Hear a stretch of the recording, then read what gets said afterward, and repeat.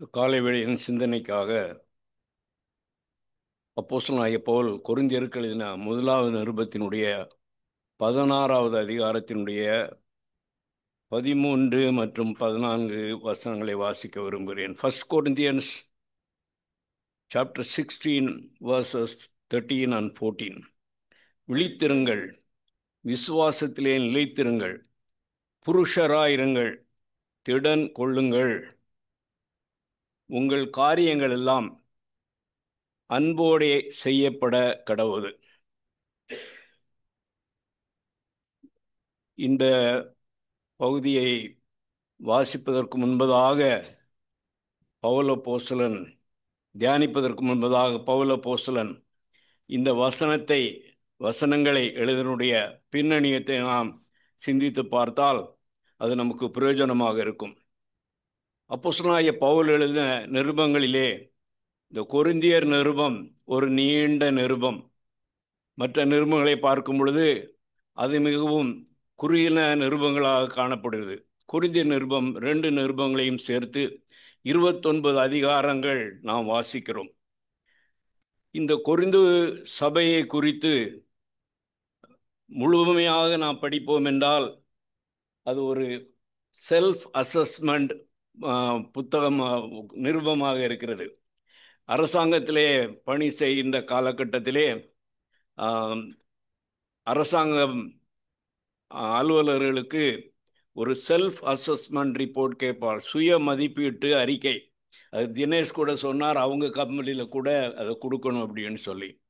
Self assessment, நான் என்ன அரசாங்கத்துக்காக உழைத்தேன் என்பதை குறித்து நானே சொல்ல வேண்டும், பொய் சொல்ல முடியாது. என்னென்றால் என்னுடைய மாதாந்திர டைரி ஹெட் குவார்ட்டர்ஸில் சென்னையில் இருக்கும். அப்போ இந்த புஸ்தகமும் இந்த நிருபமும் கூட நாம் ஒரு செல்ஃப் அசஸ்மெண்ட் பண்ணத்தக்கதாக விசுவாசிகளாகிய நமக்காக எழுதப்பட்டிருக்கிறது என்று நான் நம்புகிறேன்.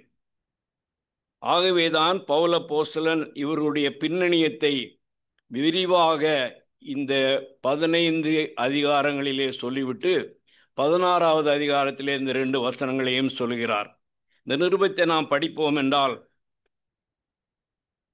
தேவனுடைய ஜனங்களாக கொரிந்து சபையிலே இருந்தவர்கள் எப்படி நடந்து கொண்டார்கள் என்பதை நாம் வாசிக்கிறோம். எதையெல்லாம் செய்யக்கூடாதோ அதையெல்லாம் செய்தவர்களாக அவர்கள் காணப்பட்டார்கள். யோவான் அப்போஸ்தலன் எழுதும் பொழுது நாம் 2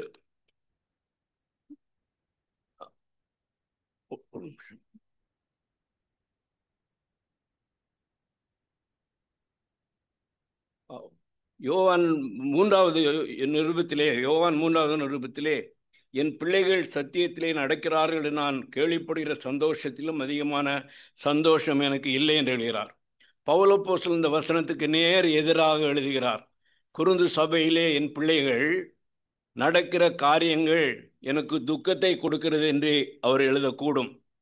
முதல் அதிகாரம் துவங்கி 15வது அதிகாரம் வரைக்குமாக நாம் பார்ப்போம் என்றால் அவர்கள் என்னதெல்லாம் சபையிலே செய்யக்கூடாதோ அதையெல்லாம் அவர்கள் செய்தவர்களாக காணப்பட்டார்கள் என்று நாம் பார்க்கிறோம்.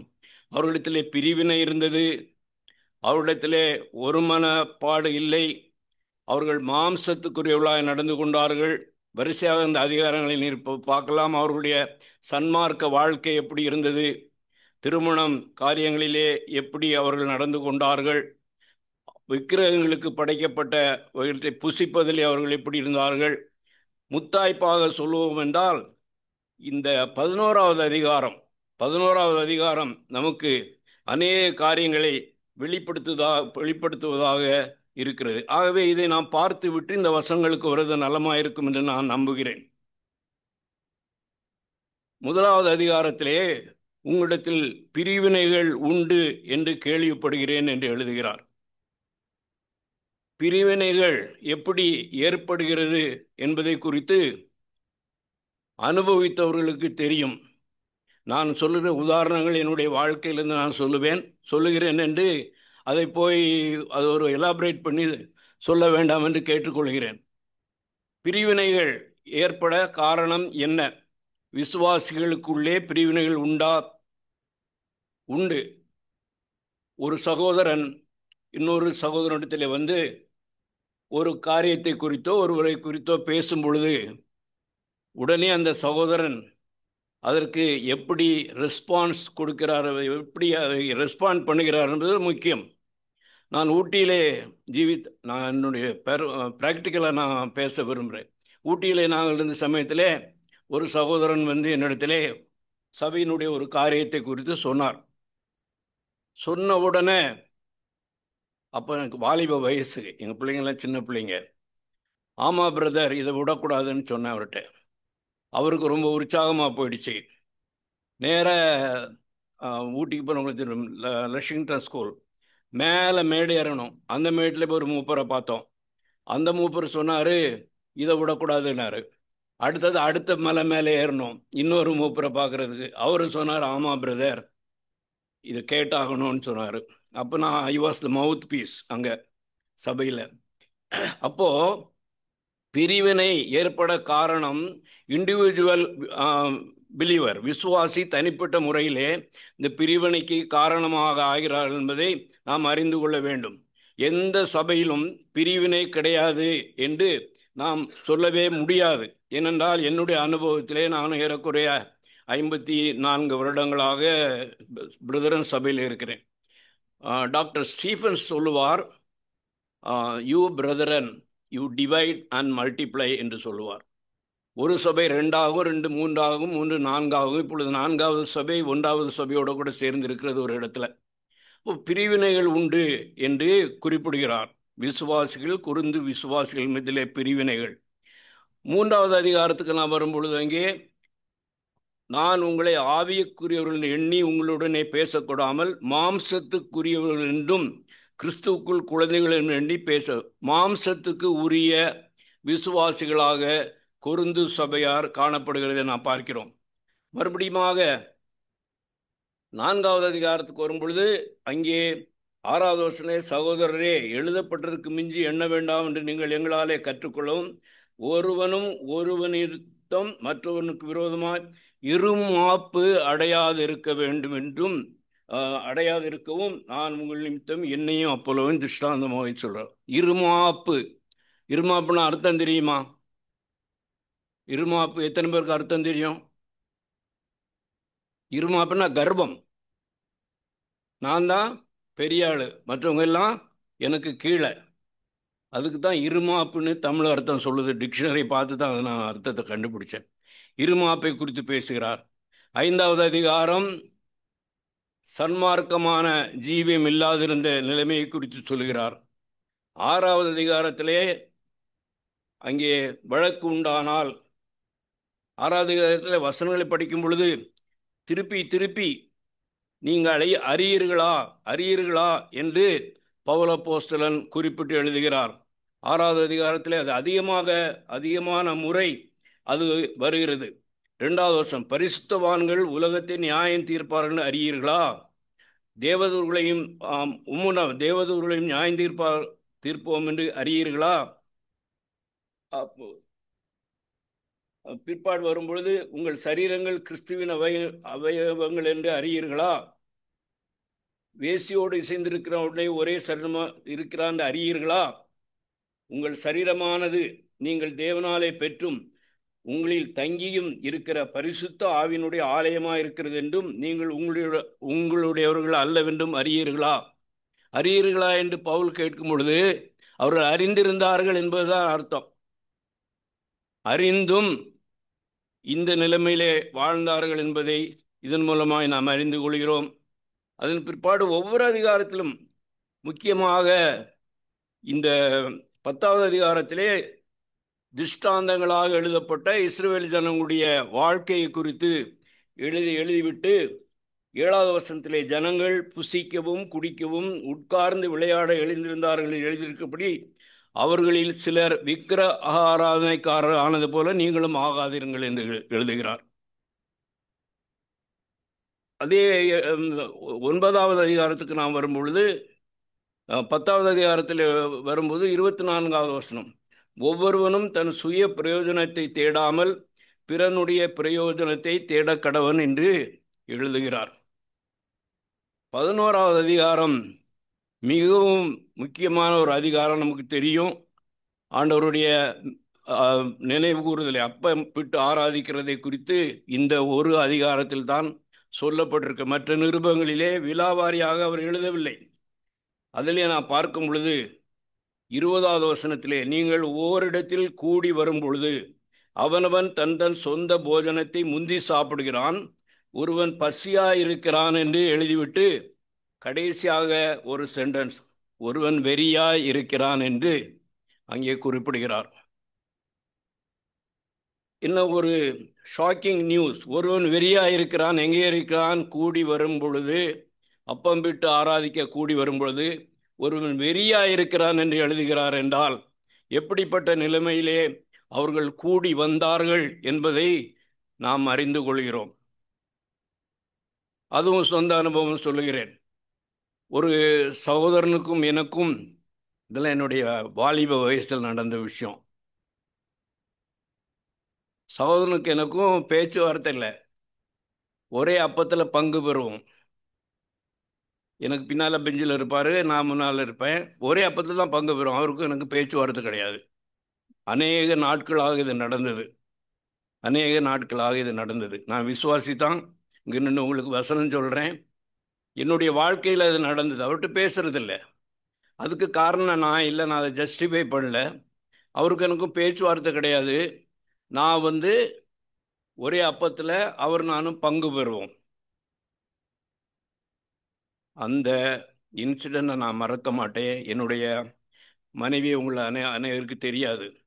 அவங்க பேசுனாங்க என்கிட்ட, ரெக்கன்சைல் பண்ண சொல்லி. அதை நான் உங்களுடைய அடக்க நிகழ்ச்சியில் இதை சொன்னேன். நிறைய பேர் கேட்டு மறந்துடுவோம், அது யாரும் ஞாபகம் வைக்கிறது இல்லை. இதை நான் சொன்னேன். அப்போது அவரோட கூட போய் ரெக்கன்சைல் ஆனேன். அதுக்கு பிறகு நான் அப்பம் விட்டு தான் உண்மையான அப்பம் விடுகிற ஆராதனையாக இருந்தது. இன்றைக்கு நம்முடைய சபைகளில் எத்தனை பேர் ஒருத்தருக்கு ஒருத்தர் பேச மாட்டாங்க. ஞாயிற்றுக்கிழமை வந்தால் ஒரே அப்பத்தில் பங்கு பெறுவாங்க. ஒருத்தரை பற்றி ஒருத்தர்கிட்ட ஏதோ பேசியிருப்பாங்க. இங்கே அப்போ விட்டு ஆராதிப்பாங்க. ரெண்டு பார்ட்டியும். அப்போ இந்த நிகழ்வுகள் இந்த கொரிந்து சபையிலே இருந்தது என்று பவுல அப்போஸ்தலன் எழுதுகிறார். அதன் பிற்பாடு 12வது அதிகாரம் தொடங்கி 12வது அதிகாரமும் 14வது அதிகாரமும் டாக்ட்ரினல், பாஷை பேசுறது, இதை குறித்து. இன்னைக்கு நம்முடைய சபைகளில் இந்த பாஷை பேசுகிறதில் நாங்கள் பாஷை பேச மாட்டோம் அப்படின்னு தைரியமாக விசுவாசிகள் சொல்லலாம். ஏன் பேச மாட்டீங்க அப்படின்னா, அவங்க பேசுறது தவறுன்னு நிரூபிக்கிறதுக்கு நமக்கு சொல்லி கொடுக்கல. அது அந்த பாஷை பேசுகிறது வேதத்துக்கு ஒவ்வாத ஒரு காரியம் என்பதை குறித்து அநேகருக்கு நாம் சொல்லி கொடுக்கறதில்லை. அதை குறித்து தனியாக சொல்லி கொடுத்திருக்க வேண்டும். 13ஆம் அதிகாரம் அன்பின் அதிகாரம் என்று நாம் சொல்லுவோம். அன்பை குறித்து அந்த அதிகாரம் முழுவதுமாக எழுதுகிறார். நான் இப்படி சொல்லுவேன், இந்த 13வது அதிகாரத்தை படிக்கும் பொழுது எங்கெல்லாம் அன்பு என்ற வார்த்தை வருகிறதோ அந்த அன்பை எடுத்து உங்கள் பெயரை போட்டு படியுங்கள் என்று சொல்லுவேன். பெயரை போட்டு, அன்பு நீடிய சாந்தமும் தயவும் உள்ளது, அன்புக்கு பொறாமை இல்லை, அன்பு தன்னை புகழாது, இங்கேயும் கூட இருமாப்பாயிராதுன்னு வரும்போது அந்த அன்பு என்ற வார்த்தையை எடுத்து விட்டு உங்கள் பெயரை இதில் வைத்து படியுங்கள்னு நான் சாதாரணமாக சொல்லுவேன். அப்படி படிக்கும் பொழுதுதான் நான் என்ன நிலைமையில் உள்ள ஒரு விசுவாசியாக இருக்கிறேன் என்பதை குறித்து நான் அறிந்து கொள்ள முடியும். அது 14ஆம் அதிகாரத்துக்கு வரும்பொழுது, சபையிலே சகலமும் நல்லொழுக்கமாயும் கிரமமாயும் செய்யப்பட கடவுது என்று சபையிலே நடக்க வேண்டிய காரியங்களை குறித்து பேசுகிறார். 15வது அதிகாரத்திலே வரும் பொழுது உயிர்த்தெழுதலை குறித்து அவர் சொல்லும் பொழுது, அந்த சபையிலும் கூட 35வது வசனம், 15வது அதிகாரம், ஆயிலும் மரித்தோர் எப்படி எழுந்திருப்பார்கள், எப்படிப்பட்ட சரீரத்தோடு வருவார்கள் என்று ஒருவன் சொல்வானாகில் என்று சொன்னால் சொல்லுகிறவர்கள் அங்கே இருந்தார்.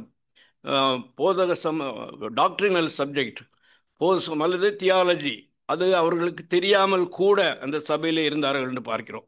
இவற்றையெல்லாம் சொல்லிவிட்டு நாம் வாசித்த வசனத்துக்கு வருகிறோம்.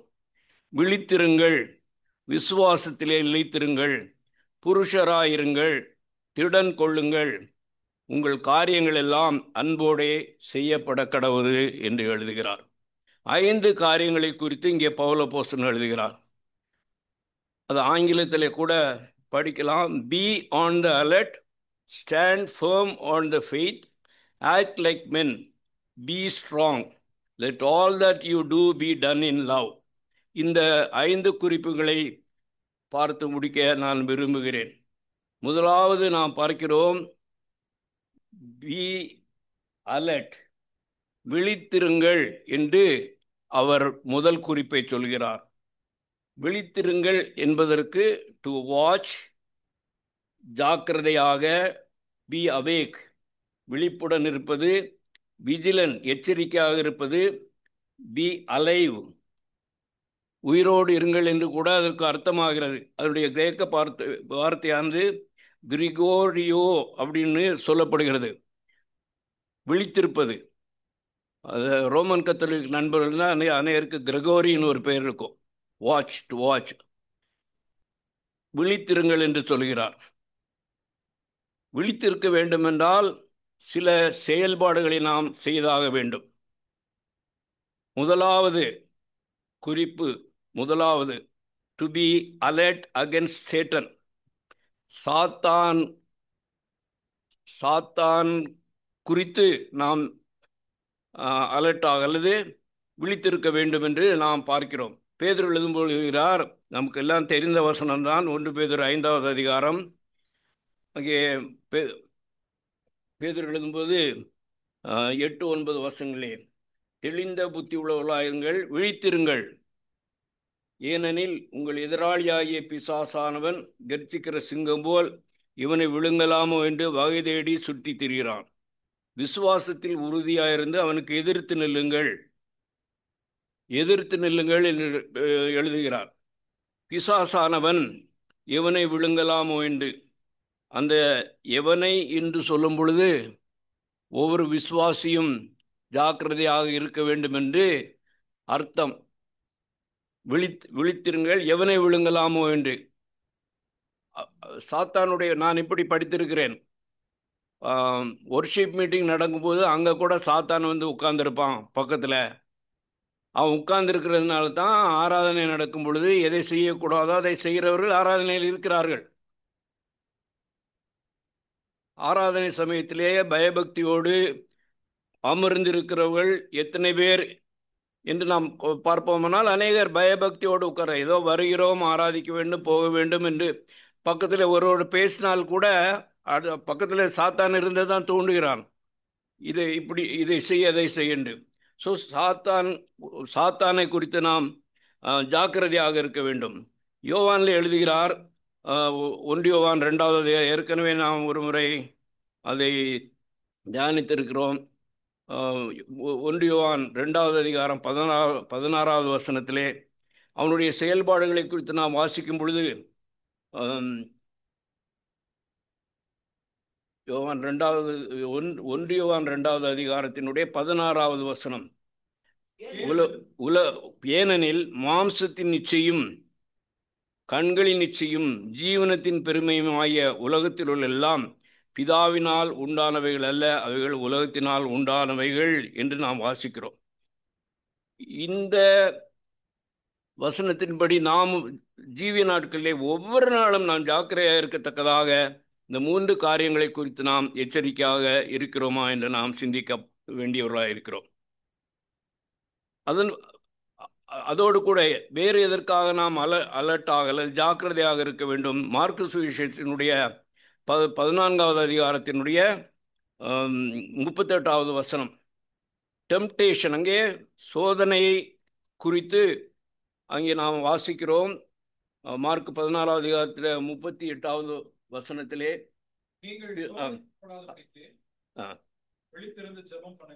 நீங்கள் சோதனைக்குட்படாதபடிக்கு விழித்திருந்து ஜெபம் பண்ணுங்கள், ஆவி உற்சாகம் உள்ளதுதான், மாம்சமோ பலவீனம் உள்ளது என்று ஆண்டவரை சொல்லியிருக்கிறார். சோதனைக்கு எதிர்த்து நிற்கத்தக்கதாக இங்கே ஜெபம் பண்ணுங்கள் என்று சொல்கிறார். we are not watching and seeking the Lord's help in prayer, we often will not notice temptation. ஆண்டவரோடு கூட நாம் ஜெபத்திலே உறவாடி நாம் வாழ்ந்தால் இந்த டெம்டேஷனை தவிர்க்கலாம், இந்த சோதனையை நம்மால் தவிர்க்க முடியும் என்று நாம் வாசிக்கிறோம். மூன்றாவது காரியம், அது தமிழில் அக்கறையின்மை அல்லது அலட்சியமாக நாம் இருப்போம் என்றால் நாம் ஜாக்கிரதையாக இருப்பிலிருந்து தவறி விடுவோம் என்று பார்க்கிறோம். வெளிப்படுத்தின விசேஷத்தில் நான் வாசிக்கிறோம். வெளிப்படுத்தின விசேஷம் 3வது அதிகாரம் முதல் 3 வசனங்கள். சர்தை சபையின் தூதனுக்கு நீ எழுத வேண்டியது என்னவென்றால், தேவனுடைய 7 ஆவிகளையும் 7 நட்சத்திரங்களையும் உடையவர் சொல்லுகிறதாவது, உன் கிரியைகளை அறிந்திருக்கிறேன். நீ உயிருள்ளவன் என்று பெயர் கொண்டிருந்தும் செத்தவனாயிருக்கிறாய். நீ விழித்து கொண்டு சாகிறதற்கு ஏதுவாகலை ஸ்திரப்படுத்து. உன் கிரியைகள் தேவனுக்கு முன் நிறைவுள்ளவர்களாக நான் காணவில்லை. சர்தை சபையின் விசுவாசிகள் சபை மக்களுக்கு எழுதுகிறார், உன் கிரியைகள் தேவனுக்கு முன் நிறை உள்ளவைகளாக நான் காணவில்லை. ஆகையால் நீ கேட்டு பெற்றுக்கொண்ட வகையை நினைவு கூர்ந்து அதை கை கொண்டு மனந்திரும்பு.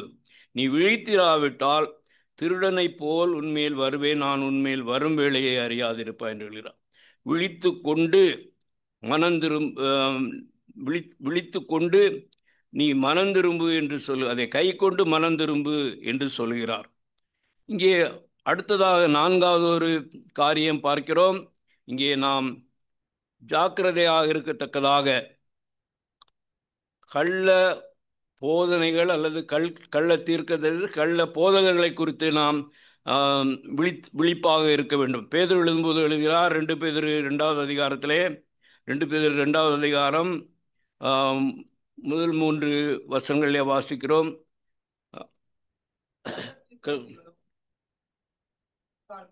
அப்படியே உங்களுக்குள்ளும் கள்ள போதகர்கள் இருப்பார்கள். அவர்கள் கேட்டுக்கு ஏதுவான வேத புரட்டுகளை தந்திரமாய் நுழைய பண்ணி தங்களை கிரயத்துக்கு கொண்ட ஆண்டவரை மறுதலித்து தங்களுக்கு தீவிரமாய் அழிவை வருவித்துக் கொள்ளுவார்கள். அவர்களுடைய கெட்ட நடக்கைகளை அநேகர் பின்பற்றுவார்கள். அவர்கள் நிமித்தம் சத்திய மார்க்கம் தூஷிக்கப்படும். போதும் அவர் சத்திய மார்க்கம் தூஷிக்கப்படும். இன்றைக்கு ஜனங்கள் பார்ப்பீர்கள் என்றால், ஜனங்கள் அனைவரும் தீமோத்திக்கு எழுதுகிறார், அந்த நிலைமையில் தான் இருக்கிறார். 2 தீமோத்தி 4வது அதிகாரம் 3வது. ஏனென்றால் அவர்கள் ஆரோக்கியமான உபதேசத்தை பொறுக்க மனதில்லாமல் செவி துணவுள்ளவர்களாகி தங்கள் சுய இச்சைகளுக்கு ஏற்ற போதகர்களை தங்களுக்கு திரளாக சேர்த்து கொண்டு போதகர்களை தங்களுக்கு திரளாக சேர்த்து கொண்டு, இந்த திரளான போதகர்கள் திரளான மக்களை அவர்கள் உடைய போதனைகள் மூலமாக அவர்கள் வழி தப்பி போக செய்கிறதை நாம் இந்த நாட்களிலே காண்கிறோம். இந்த 4 காரியங்களை சொல்லிவிட்டு 5வது காரியத்துக்கு வரும்பொழுது, நாம் விழித்திருக்க வேண்டும் என்றால் ஏற்கனவே பார்த்து விட்டோம் மார்க்கில். ஜெபத்திலே நாம் தரித்திருப்போம் என்றால் இந்த விழிப்புடன் நம்மால் இருக்க முடியும் என்பதை குறித்து நாம் வாசிக்கிறோம். அதைத்தான் எபேசியருக்கு எழுதின நிருபம் 6வது அதிகாரத்திலே பவுல் அப்போஸ்தலன் குறிப்பிடுகிறார். எபேசியர் 6வது அதிகாரம் 18வது வசனம். எந்த சமயத்திலும் சகலவிதமான வேண்டுதலோடும் விண்ணப்பத்தோடும் ஆவியிலே ஜெபம் பண்ணி அதன் பொருட்டு மிகுந்த மனவுறுதியோடும் சகல பரிசுத்தவான்களுக்காகவும் பண்ணும் வேண்டுதலோடும் இங்கே விழித்துக் கொண்டிருக்கிறதுக்காக ஜெபம் பண்ணும் பொழுது நாம் வேண்டுதல் செய்ய வேண்டும், ஜெபத்திலே தரித்திருக்க வேண்டும் என்று இங்கே அப்போஸ்தலன் குறிப்பிடுகிறார். விழித்திருங்கள், அடுத்ததாக நிலைத்திருங்கள் என்று கூறுகிறார். நிலைத்திருங்கள், பி ஃபர்ம். நிலைத்திருங்கள் என்று சொல்லும் பொழுது நமக்கு ஒரு நம்முடைய விசுவாசம் இங்கே எழுதும் பொழுது நம்முடைய விசுவாசத்தில் நாம் நிலைத்திருக்கிறோம். ஏனென்றால் நாம் விசுவாசிகள், நமக்கு விசுவாசம் உண்டு, நம்முடைய தேவன் பேரிலே நமக்கு விசுவாசம் இருக்கிறது. ஆனால் இங்கே எழுதும்போது பவுல் அப்போஸ்தலன் குறிப்பிடுகிற அந்த ஃபெய்த் என்பது the faith of which Paul speaks here is not the faith of trusting but the faith of truth. சத்தியம் என்ன என்னும் சத்தியத்திலே நாம் நிலைத்திருக்க வேண்டும் என்று எழுதுகிறார். நாம் இதே கொரிந்தியர் 15வது அதிகாரத்தில் எழுதும் பொழுது பவுல் குறிப்பிடுகிறதை நாம் பார்க்கிறோம். 15வது அதிகாரம் முதல் வசனத்திலே பவுல் எழுதுகிறார், அன்றியும் சகோதரரே, நான் உங்களுக்கு பிரசங்கித்த சுவிசேஷத்தை மறுபடியும் உங்களுக்கு தெரியப்படுத்துகிறேன். நீங்களும் அதை ஏற்றுக்கொண்டதிலே நிலைத்திருக்கிறீர்கள். இருங்கள் என்று எழுதவில்லை, நிலைத்திருக்கிறீர்கள் என்று எழுதுகிறார். அநேக சபைகளிலே இந்த போதனைகள் தவறாக அது சொல்லப்படும் பொழுது, அதே எபேசியர் 4வது அதிகாரத்தில் குறிப்பிடுகிற வண்ணமாக அலைசடி உண்டு என்ற அந்த வசனம் அங்கே சொல்லப்படுகிறது. 4வது அதிகாரம் 14, நாம் இனி குழந்தைகளாயிராமல் மனுஷருடைய சூதும் வஞ்சிக்கிறதுக்கு தந்திரமுள்ள போதமாகிய பலவித காற்றினாலே அலைகளைப் போல அடிபட்டு அலைகிறார்கள் என்று இங்கே குறிப்பிடுகிறார். ஆகவே தான் நிலைத்திருங்கள் என்று சொல்கிறார். 1 தீமோத்தேயு 6வது அதிகாரம் 12வது வசனத்திலே கூட இதை குறித்து 1 தீமோத்தேயு 6வது அதிகாரம் 12வது வசனம், முதலிலே கொண்டிருந்த விசுவாசத்தை விட்டு விடுவதனாலே விசுவாசத்தின் நல்ல போராட்டத்தை போராடு, நித்திய ஜீவனை பற்றிக்குள், அதற்காக நீ அழைக்கப்பட்ட அநேக சாட்சிகளுக்கு முன்பாக நல்ல அறிக்கைப்படினருமாக இருக்கிறது. தீமோத்தேயு குறித்து பவுல் எழுதுகிறார். நிலைத்திருங்கள். அடுத்ததாக நாம் பார்க்கிறோம், இதே விசுவாசத்திலே நிலைத்திருக்கிற காரியத்துக்கு பொழுது நம்முடைய சேவிங் ஃபெய்த், நம்மை ரட்சித்த விசுவாசம், நம்மை அன்றாடம் வழிநடத்துகிற விசுவாசம். சாத்தான் இந்த பகுதியிலும் கூட செயல்படுகிறவனாக இருக்கிறான் என்று பார்க்கிறோம். சாத்தான் நம்முடைய விசுவாசத்தை தெளிவற்றதாக மாற்றுவான் என்று நாம் பார்க்கிறோம். Wrong thinking, wrong belief and wrong behaviour. 1 கொரிந்தியர் 18வது அதிகாரம் முதல் அதிகாரம் 18வது வசனத்திலே நாம் தொடர்ந்து வாசிக்கிறோம். 18 முதல் அது 2வது அதிகாரம் வரைக்கும் தொடர்ந்து. 1 கொரிந்தியர் முதல் அதிகாரம், சிலுவையை பற்றிய உபதேசம் கெட்டு போர்களுக்கு பைத்தியமாக இருக்கிறது, ரட்சிக்கப்படுகிற நமக்கு ஒரு தேவ பலனாக இருக்கு. அந்தபடி ஞானிகளுடைய ஞானத்தை நான் அழித்து புத்திசாலியுடைய புத்தியை அவமாக்குவேன் என்று எழுதியிருக்கிறது. உலக ஞானத்தினாலே தேவனுடைய மக்களை தங்களுடைய விசுவாசத்திலிருந்து வழுவி போகத்தக்கதாக தவறான சிந்தனைகள், தவறான நம்பிக்கை, தவறான செயல்பாடுகள் மூலமாக இந்த ஞானம் தேவனுடைய வசனத்துக்கு விரோதமாக செயல்படுகிறது என்று நாம் பார்க்கிறோம். அவன் நம்முடைய விசுவாசத்தை, நம்மை ரட்சித்த விசுவாசத்தை நம்மிடத்திலிருந்து எடுத்துக்கொள்ள முடியாது என்று நாம் அறிந்திருக்கிறோம். ஆனால் நம்முடைய சிந்தனைகள், எண்ணங்களிலிருந்து இந்த காரியத்தில் நம்மை வழுவி போக அவனால் செய்ய முடியும் என்று பார்க்கிறோம். அடுத்ததாக நாம் பார்க்கிறோம், புருஷராயிருங்கள். விசுவாசத்திலிருந்து புருஷராயிருங்கள். இந்த புருஷராயிருங்கள் என்று நாம் வாசிக்கும் பொழுது இங்கிலீஷ்லேயே அது ஆக்ட் ஆஸ் மென் என்று சொல்கிறோம். புருஷராயிருங்கள் என்று சொன்னால் அவனுடைய அர்த்தம் யார் மாதிரி இருக்கக்கூடாதுன்னு நாம் பார்க்கிறோம். குழந்தைகளை மாதிரி இருக்கக்கூடாது அப்படின்றத குறித்து எழுதுகிறார். 13வது அதிகாரத்தில், நான் குழந்தையாக இருந்தபோது குழந்தையைப் போல பேசினேன், குழந்தையைப் போல சிந்தித்தேன், குழந்தையைப் போல யோசித்தேன். நான் புருஷனான போதோ குழந்தை ஏற்றவைகளை ஒழித்து விட்டேன் என்று எழுதுகிறார். பி மெச்சூர் என்று நான் அதுக்கு தலைப்புகிறேன். முதிர்ச்சி அடைந்தவர்களாக இருங்கள் என்பதுதான் புருஷராயிருங்கள் என்பதனுடைய அர்த்தமாகிறது. புருஷராயிருங்கள் என்று சொல்லும் பொழுது ஒரு மெச்சூர் பர்சன், முதிர்ந்த அனுபவம் உள்ள ஒரு புருஷன், has a sense of control, தன்னை அடக்குகிற ஒரு உணர்வுடையவனாக, கான்ஃபிடன்ஸ், நம்பிக்கை உடையவனாக, கரேஜ், தைரியம் உள்ளவனாக இருப்பான் என்று நாம் பார்க்கிறோம். அதை மறுபடியும் 14வது அதிகாரம் 1 Corinthians 14:20, சகோதரரே, நீங்கள் புத்தியிலே குழந்தைகளாயிராதேயுங்கள், துர்க்குணத்திலே குழந்தைகளாயும் புத்தியிலோ தேறினவர்களாயும் இருங்கள் என்று. துர்க்குணத்திலே குழந்தைகளாகும் என்று இங்கே சொல்லப்படுகிறது. குழந்தைகள் சூதுவாத அறியாதவர்கள், கள்ளங்கபடம் அறியாதவர்கள் சொல்கிறோம். ஆனால் நடைமுறை வாழ்க்கையிலே பார்க்கும் பொழுது, நான் சுவிசேஷம் சொல்லும் பொழுது நான் இப்படி கேட்பேன், எப்பாவது பொய் சொல்லிருக்கியா அப்படின்னு. ஆமாம்.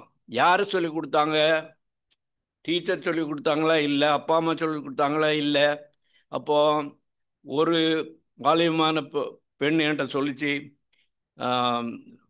நான் காஸ்பல் சொல்லும் பொழுது, ஆடம் அண்ட் ஈவ். நான் கிறிஸ்டியன் ஸ்கூலில் தான் படித்தேன், அதனால நான் போய் சொன்னேன். ஆடம் அண்ட் ஈவ்லேருந்து நான் போய் சொல்லி தெரிஞ்சுக்கிட்டேன் அப்படின்னு. ஸோ அது சிறு வயதிலேயே அந்த குணாதிசயம் நமக்கு தெரியும். நமக்கெல்லாம் குழந்தைங்க, பிள்ளைங்க, பேர பிள்ளைங்க எல்லாம் இருக்கிறாங்க. குழந்தைகள் எப்படி ஒரு பொருள் வேண்டுமென்றால் எப்படி அடம் பிடிக்கும் அப்படின்றத நமக்கு தெரியும். நம்முடைய வளர்ப்பில் இருக்கிற குழந்தைகளானாலும் சரி, மற்றும் உள்ள குழந்தைகளானாலும் சரி, அந்த அடம் பிடிக்கிற காரியம் அதுதான் துர்க்குணத்தில் குழந்தைகள் என்று இங்கே குறிப்பிடுகிறார். இதற்கு ஒரு உதாரணம் நம்ம பழைய ஏற்பாட்டில் பார்க்குறோம். 1 ராஜாக்களின் புஸ்தகம் 21வது அதிகாரத்தில் இந்த துர்க்குணத்தில் குழந்தை மாதிரி ஒரு நடந்து கொண்ட ஒரு மனிதனை குறித்து பார்க்கிறோம். 1 ராஜாக்கள் 21வது அதிகாரம். அங்கே ஆகாபை குறித்து வாசிக்கிறோம். நாபோத்தோட பேசி, உன் திராட்சை தோட்டை எனக்கு கொடு, அதற்கு பதில் நல்ல திராட்சை தோட்டத்தை உனக்கு தருவேன், அல்லது உனக்கு வேண்டுமானால் விலைக்கிரயமான பணத்தை தருவேன். நாபோத்தை சொல்றான். நாபோத் ஆகாபை நோக்கி, நான் என் பிதாக்களின் சுதந்திரத்தை உமக்கு கொடாதபடி கர்த்தர் என்னை காப்பாராக என்றான். இப்படி என் பிதாக்களின் சுதந்திரத்தை உமக்கு கொடேன் என்று இஸ்ரேலாய நாபோத் தன்னோட சொன்ன வார்த்தைக்காக ஆகாப் சலிப்பும் சினமுமாய் தன் வீட்டிற்கு வந்து போஜனம் பண்ணாமல் தன் கட்டிலின் மேல் படுத்து தன் முகத்தை திருப்பி கொண்டிருந்தான் என்று வாசிக்கிறோம். புருஷரா இருங்கள் என்று நாம் வாசித்தோம். இவன் ராஜா, இஸ்ரவேலின் ராஜா. அவனுக்கு அந்த கேட்டது கிடைக்கவில்லை என்பதை பார்க்கும் பொழுது அவர் துர்க்குணம் உள்ள ஒரு குழந்தையை போல இங்கே அவன் செயல்படுகிறதை நாம் பார்க்கிறோம். ஆகவே தான் எழுதுகிறார், பி மெச்சூர், குழந்தைகளை போல துர்க்குணம் உள்ளவர்களாய் இராதேயுங்கள் என்று சொல்கிறார். ஆகவே இந்த பி மெச்சூர், புருஷராயிருங்கள்னா பி மெச்சூர். அதன் பிற்பாடு எழுதுகிறார், திடன் கொள்ளுங்கள். ஆங்கிலத்திலே பி ஸ்ட்ரெங்தன்ட், பி ஸ்ட்ராங் என்று இருக்கிறது. எப்படி நாம் திடன் உள்ளவர்களாக நாம் இருக்கக்கூடும்? தேவனுடைய வசனம் நமக்கு எப்படி நாம் திடன் உள்ளவர்களாய் இருக்க வேண்டும் என்பதை குறித்து வசனங்களிலே நாம் வாசிக்கிறோம், மறந்து விடுகிறோம். இங்கே பவுலப்போஸ்தலர் எழுதும் பொழுது, என்னை பலப்படுத்துகிற கிறிஸ்துவினாலே எல்லாவற்றையும் செய்ய எனக்கு பலன் உண்டு எழுதுகிறார். நமக்கு பலத்தை கொடுக்கிறவர் நம்முடைய கர்த்தராக இருக்கிறார். பவுல் எழுதுகிறார் 2 கொரிந்தியர் 4வது அதிகாரம் 16வது வசனத்திலே, ஆனபடினாலே நாங்கள் சோர்ந்து போகிறதில்லை, எங்கள் புறம்பான மனுஷனானது அழிந்தும் உள்ளான மனுஷனானது நாளுக்கு நாள் புதிதாக்கப்படுகிறது எழுத. உள்ளான மனுஷனிலேயே நாம் பலப்பட அவசியம் இருக்கிறது. நம்முடைய உள்ளான மனுஷனிலே நாம் பலப்பட வேண்டும் என்றால் நம்முடைய சரீரம் எப்படி செயல்பட வேண்டும் என்று 1 கொரிந்தியர் 9வது அதிகாரத்துடைய இறுதி வசனங்களிலே எழுதுகிறார்.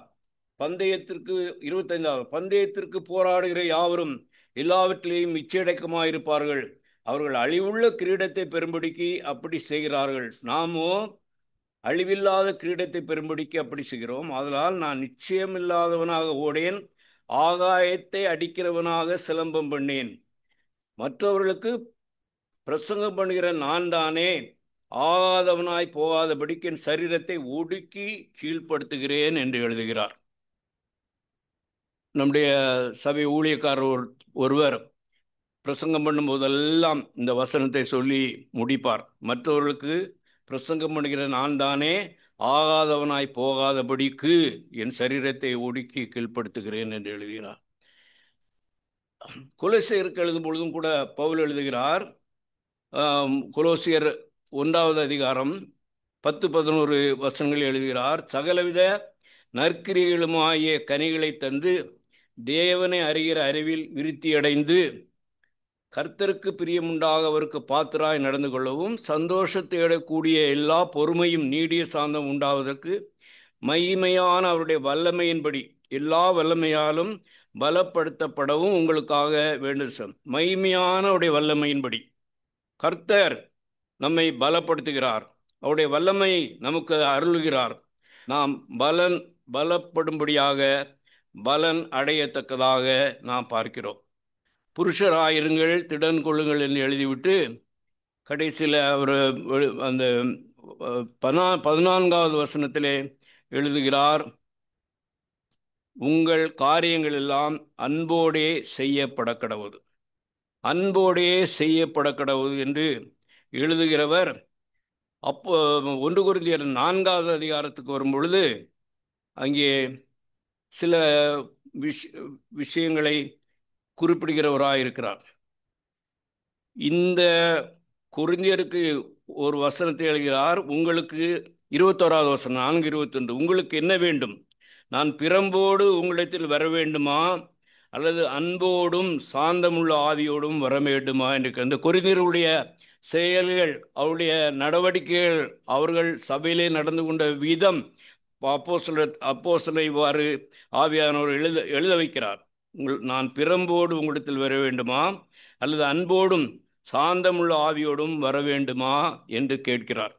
அதே அதிகாரத்திலே 14வது வசனத்தை நாம் பார்க்கும் பொழுது, உங்களை வெட்கப்படுத்தும்படிக்கு நான் இவைகளை எழுதவில்லை, நீங்கள் எனக்கு பிரியமான பிள்ளைகள் என்று உங்களுக்கு புத்தி சொல்லுகிறேன் என்று எழுதுகிறார்.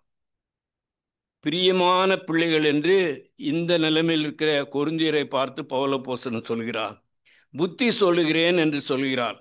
அதுக்கு அடுத்த வசனம், கிறிஸ்துவுக்குள் 10,000 வாத்தியாயர்கள் உங்களுக்கு இருந்தாலும் தகப்பன்மார் அநேகர் உங்களுக்கு இல்லையே, கிறிஸ்து இயேசுக்குள் சுவிசேஷத்தினால் நான் உங்களை பெற்றேன் என்று எழுதுகிறார். இப்படிப்பட்ட கொரிந்தியர்களை பிரியமான பிள்ளைகள் என்று பவுல் அப்போஸ்தலன் அழைக்கிறதை நாம் பார்க்கிறோம். பவுல் அப்போஸ்தலன் எழுதும் பொழுதுதான் அன்போடும் சாந்தமுள்ள ஆவியோடும் வர வேண்டும் என்று கேட்கிறார். அவர்கள் மேலுள்ள அன்பு இங்கே அவர் குறிப்பிடுகிறதை நாம் பார்க்கிறோம். ஏனென்றால் இந்த கொரிந்து சபையினுடைய சரித்திரத்தை பார்ப்போம் என்றால் அப்போஸ்தலர் 18வது அதிகாரம் 8வது வசனத்திலே, ஜெபாலயத்தில் கிறிஸ்து என்பவன் தன் வீட்டார் அனைவரோடும் கர்த்தரிடத்தில் விசுவாசமுள்ளவனானான். கொரிந்தியரில் அநேகரும் சுவிசேஷத்தை கேட்டு விசுவாசித்து ஞானஸ்நானம் பெற்றார். கொரிந்து சபை பவுல் அப்போஸ்தலன் ஆரம்பித்த சபை. ஆகியவர்கள் இவருடைய நடவடிக்கைகளை பார்த்து அவர்களை கடிந்து கொண்டாலும் அவர்களை பிரியமான பிள்ளைகள் என்று புத்தி சொல்லுகிறேன் என்று எழுதுகிறார். இந்த அன்பு பவுல் அப்போஸ்தலர் இருந்தது நிமித்தமாகத்தானே ஒரு அதிகாரம் முழுவதுமாக அவர் எழுதுகிறார். 13வது அதிகாரத்திலே இந்த அன்பு இந்த சபையிலே எப்படி இருந்தது என்று பார்த்தால், அங்கே இந்த அன்பு இருக்கவில்லை. 11வது அதிகாரத்திலே அவனவன் தன் போஜனத்தை முந்தி சாப்பிடுகிறான், ஒருவன் பசியா இருக்கிறான். இதுதான் அவர்களிடத்தில் இருந்த அன்பு. சபையிலே அன்பு வெளிப்பட்ட விஷயம் இந்த கொரிந்திய சபையிலே இப்படித்தான் வெளிப்பட்டது. ஆனால் அன்பை குறித்து ஒரு அதிகாரம் முழுவதுமாக பவுல் அப்போஸ்தலர் எழுதுகிறார் என்றால் அது கொரிந்தியருக்கு மட்டுமல்ல, நம்முடைய விசுவாசிகளுக்கும் அது சிந்திக்க அந்த வார்த்தைகள் நம்மை சிந்திக்க வைக்கிறது பார்க்கிறோம். கடந்த வாரத்தில் ஊழியக்காரர் சொன்னார், அதிகமாக அந்த அன்பை குறித்து அவர் பேசினார்.